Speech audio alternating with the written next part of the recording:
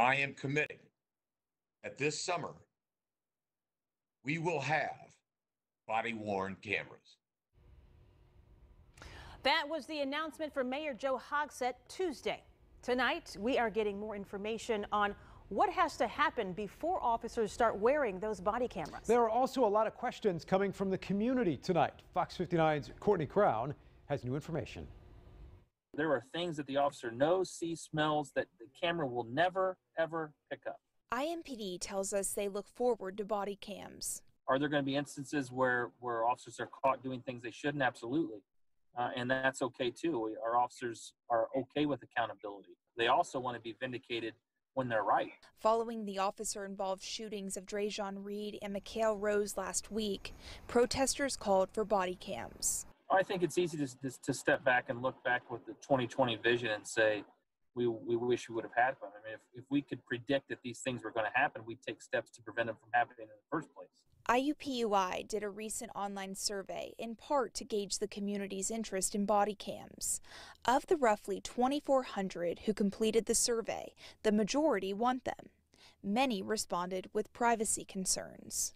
What happens if you come in my house? What happens if there's a juvenile? What happens if I'm a victim? Privacy inside homes, hospitals, and schools is already on officers' minds. When you're in someone's home and it is not a confrontational relationship and they ask you to turn the camera off, that's something we're going to have to examine from a legal point of view about what the attorneys say we can and can't do. And when it comes to timing, IMPD is non-committal if the first of the body cameras will be on officers in July. We're not making any promises in July. I think what we said was we hope to have them on by the end of the summer with full deployment by the end of the year.